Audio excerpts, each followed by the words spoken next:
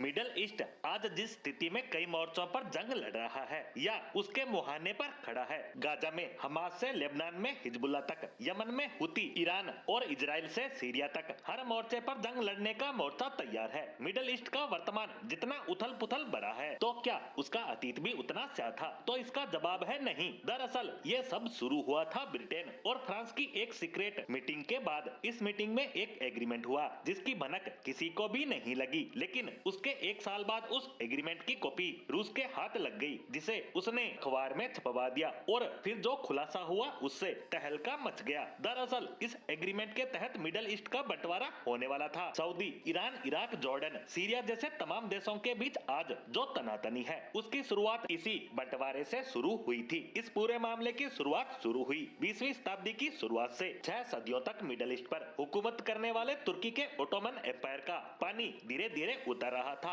और उसकी जगह ले रहा था ब्रिटिश साम्राज्य। उत्तरी अफ्रीका तक फैला ओटोमन एम्पायर काफी सिमट गया था और 1914 में शुरुआत हुई पहले विश्व युद्ध की, जिसमें एक तरफ अलाइड पावर्स जैसे France, Britain, Russia, Italy, USA और जापान थे, तो दूसरे धड़े सेंट्रल पावर्स में जर्मनी, ऑस्ट्रिया, हंगरी और ओटोमन साम्राज्य। मिडल ईस्ट की पावर ओटोमन से ब्रिटेन और फ्रांस का सीधा मुकाबला था। ऐसे में फ्रांस और ब्रिटेन एक गुप्त मीटिंग करते हैं, जिसमें उन्होंने मिडल ईस्ट के नक्शे को कई हिस्सों में बांट दिया और ये लकीर कई धर्मों और समुदायों के बीच से होकर गुजरी, जिसके बारे में शायद उनको कुछ पता ही नहीं था। लेकिन तय हुआ कि विश्व युद्ध के बाद हर साथी को मिडल ईस्ट में से एक हिस्सा मिलेगा, जिसे नाम दिया गया साइकस पिकाट एग्रीमेंट, जो 16 मई 1916 को हुआ, जिसमें ओटोमन एम्पायर के इलाके को 5 हिस्सों में बांटना था, जिसे यूएन जैसी संस्था लीग ऑफ नेशंस की निगरानी में तय किया गया था। ऐसे में उसने भी बंटवारे को मान्यता दे दी, लेकिन धर्म, भाषा जैसे मसलों पर ब्रिटेन और फ्रांस लापरवाह रहे, क्योंकि एग्रीमेंट के बाद ब्रिटिश ब्रिगेडियर जनरल जॉर्ज मैकडॉन ने तंज कसते हुए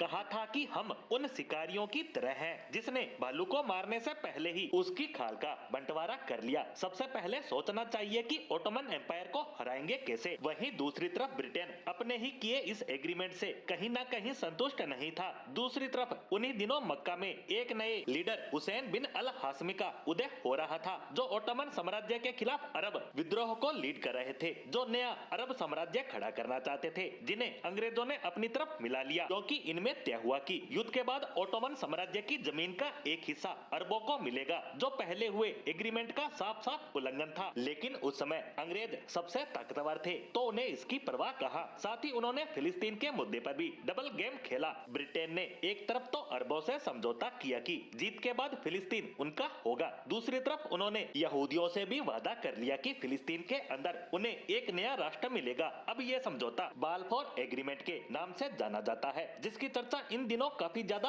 हो रही है। अब ये समझौता हुआ क्या और क्यों, जिस पर बात करेंगे इस पोस्ट के दूसरे पार्ट में।